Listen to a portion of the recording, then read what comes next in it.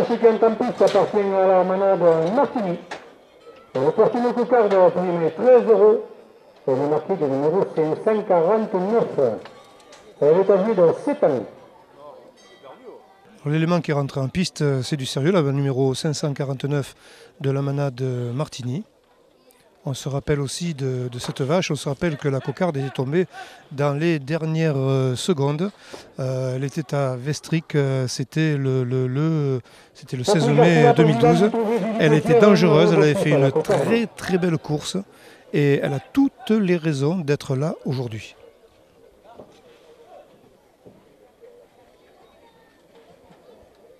Voilà, la cocarde vient d'être coupée.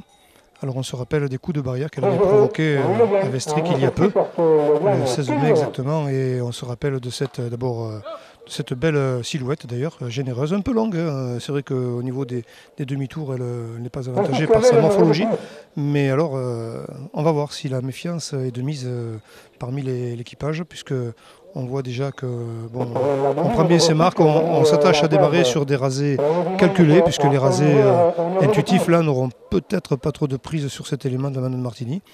Zakaria Katif, alors bon, pour l'instant elle part mollement. Attention, peut-être qu'elle fait du non-jeu pour mieux attirer les hommes en blanc, il faut se méfier, parce qu'elle reste quand même très dangereuse.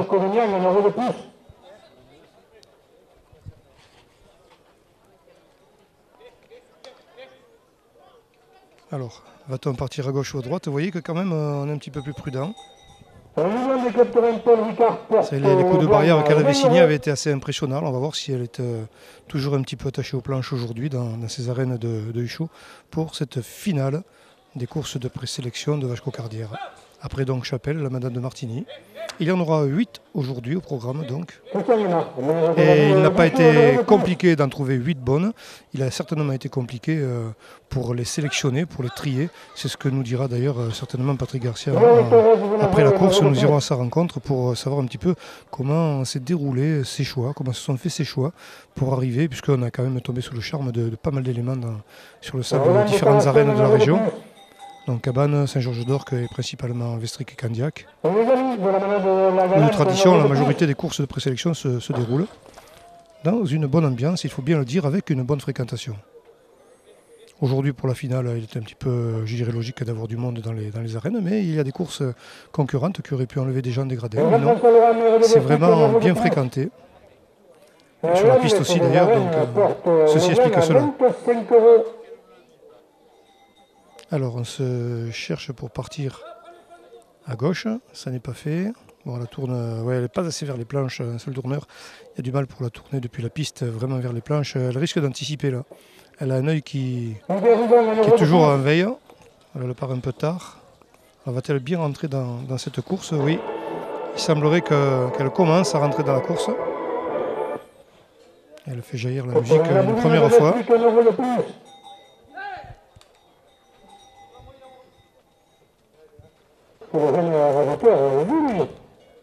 Voilà, la cocarde vient d'être coupée.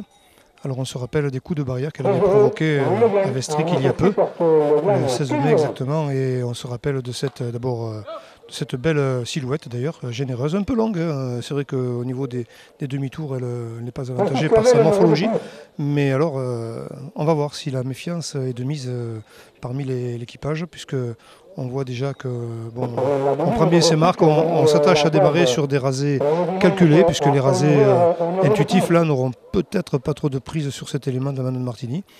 Zakaria Katif, alors bon, pour l'instant elle part mollement. Attention, peut-être qu'elle fait du non-jeu pour mieux attirer les hommes en blanc, il faut se méfier, parce qu'elle reste quand même très dangereuse.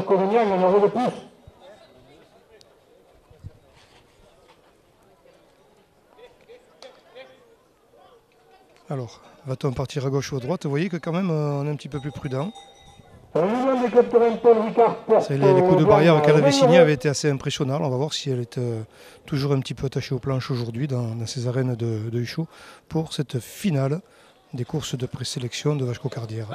Après donc Chapelle, la Madame de Martigny. Il y en aura 8 aujourd'hui au programme donc. Et il n'a pas été compliqué d'en trouver 8 bonnes.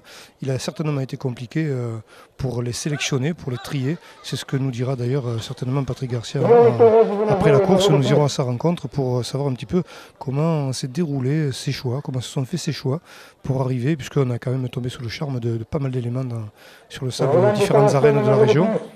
Donc Cabannes, Saint-Georges-d'Orc et principalement Vestric et Candiac. De tradition, la majorité des courses de présélection se déroulent dans une bonne ambiance, il faut bien le dire, avec une bonne fréquentation.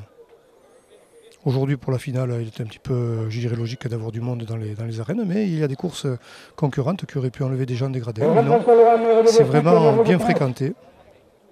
Et sur la piste aussi d'ailleurs, donc ceci explique cela. Alors on se cherche pour partir à gauche, ça n'est pas fait. Bon, la tourne, ouais, elle n'est pas assez vers les planches, un seul tourneur. Il y a du mal pour la tourner depuis la piste vraiment vers les planches. Elle risque d'anticiper là. Elle a un œil qui est toujours en veille. Elle part un peu tard. Alors, va-t-elle bien rentrer dans cette course? Oui. Il semblerait qu'elle commence à rentrer dans la course. Elle fait jaillir la musique une première fois.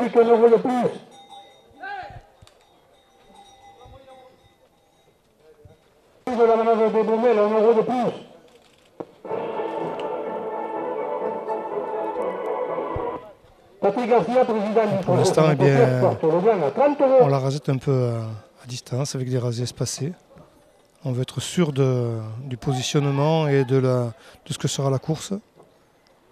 Et pour l'instant, eh bien, elle se protège bien. C'est vrai qu'elle ne participe pas comme on aurait pu croire, mais attention à elle. Cependant, vous voyez qu'elle ne refuse pas, hein, malgré tout. Il faut aller la chercher. On a la Marseillaise et sa chronique au fil des barrières, 1 euro de plus. Zakaria Le docteur Pujolas, 1 euro de plus. Catif sur le départ, non, s'il y va. Et il longe un petit peu les planches, comme pour faire de la distance entre l'élément, entre l'animal et lui-même pour assurer son évacuation. Et là, ma foi, on attend un peu, peut-être un droitier qui hésite à partir. Mais c'est vrai que vous voyez, elle ne se laisse pas tourner facilement vers les barrières. Il manque quelques degrés. Alors de la piste, c'est beaucoup plus facile, de manière à permettre à un droitier de partir. Vous voyez qu'elle revient vraiment avec les yeux qui surveillent ce qui se passe dans son dos. Elle aussi est méfiante. Elle ne part pas sur ce coup. Vous voyez qu'il faut rentrer dans son champ de vision, il faut y aller. Et c'est là qu'elle peut se montrer redoutable. Voilà, Catif, il part, il fallait partir à ce moment-là. Là, on casse la rasée avec Walt Disney, parce que c'est vrai que c'est ce qu'il y a de mieux à faire en l'état actuel des choses. Elle revient se positionner, très bon placement en plus. Elle se positionne très bien. Non, elle ne part pas sur ce coup. Après, vous voyez, il faut vraiment la tenter. Il faut vraiment l'énerver, passer un petit peu près, rentrer dans son champ de vision franchement pour qu'effectivement elle donne de l'intérêt au raseteur. Vous voyez qu'elle refuse un peu là. Je ne sais pas si c'est des refus ou qu'on doit passer dans le champ de vision, mais là elle ne se met même pas la faute au milieu, mais bon, elle ne part pas carrément comme ça au moins. Elle ne prend pas de risque à la rencontre.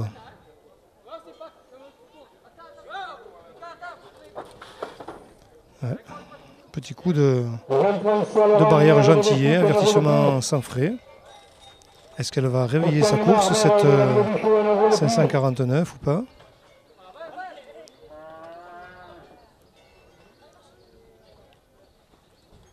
Non, c'est un coup pour rien pour le jeune Catif. Voilà, une petite agressivité qu'il faut qu'elle exprime dans les rencontres, ce serait sympa.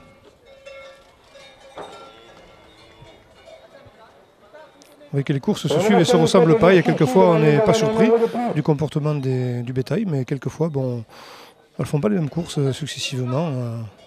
Ça peut s'expliquer par un tas de choses. Mais en attendant, ce n'est pas tout à fait la course qu'on avait aperçue à Vestric et Candiac. Et pourtant, regardez que les sollicitations ne manquent pas. Je ne sais pas combien ça fait de rasés qu'elle essuie, mais en tout cas, elle ne cherche pas la rencontre de très près. Ouais, bien joué pour le positionnement depuis la contre-piste pour que justement Walt Disney puisse se lancer. Le jeune raseteur Zakaria Catif. De Cabannes, 1 euro de plus. Monique, la photographe du trophée Philippe Thiers, un euro de plus. Et on va s'orienter peu à peu d'ailleurs vers... Le Gland, 52 euros pour le raseteur Thomas Dumont. Voilà, Thomas Dumont, Le Gland, donc on va le laisser se reposer avant d'attaquer la série des ficelles.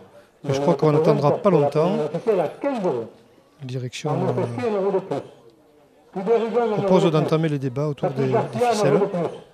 Vous voyez qu'elle ne suit pas facilement quand même. Elle fait des choix. Elle choisit. La première ficelle à 20 euros. La manane de Boumel, 1 euro de plus. Elle ne répond pas pareil quand même. Elle ne répond pas pareil, elle était en limite de refus. Alors il faut s'en approcher. Après, quand elle pense qu'elle peut y croire, elle se déplace. Mais il y a un petit différé entre la proposition du raseteur et son départ.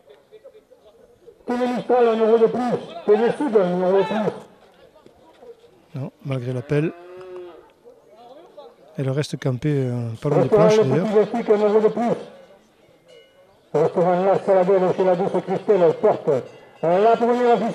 Tourner un compte depuis la contre-piste, c'est plus simple. Au moins, on lui donne l'angle qu'elle veut. Vous voyez que quand on se donne la peine, quand même, elle se montre un petit peu plus pressante sur les mollets du raseteur. Mais bon, il faut prendre le risque de... Voilà. Alors que là, en passant un peu au large, en jouant en sécurité, elle n'accepte pas. Sinon, attends, il irait jusqu'aux planches. C'est pas dit qu'elle irait pas aux planches, mais enfin, pour l'instant, là, depuis la contre-piste, non, même pas. Vous voyez qu'elle ne se laisse pas amuser quand même très longtemps. Il faut vraiment partir. Et là, vous voyez, regardez, elle ne part pas. Elle ne part pas, ça veut bien dire qu'il faut rentrer carrément dans son champ de vision. Et les deux ficelles sont encore sur les cornes de cette 549 de la manade de Martigny.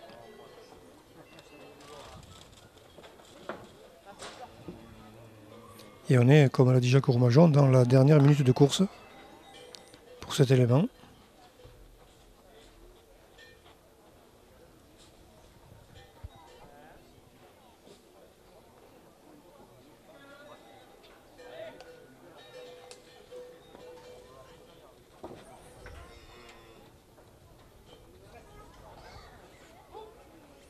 Elle aurait été rajoutée de loin finalement avec effectivement le résultat qu'on attend dans ces cas-là.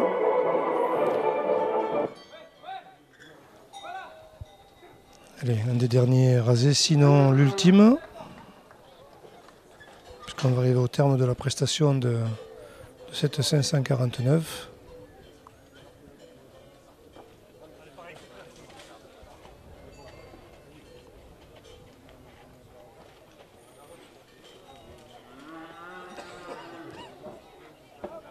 Clarine ne devrait pas tarder à s'exprimer. On est près du toril, on entend les sonas, il y a des cymbales qui grelottent à tue-tête. On doit s'agiter dans les torils.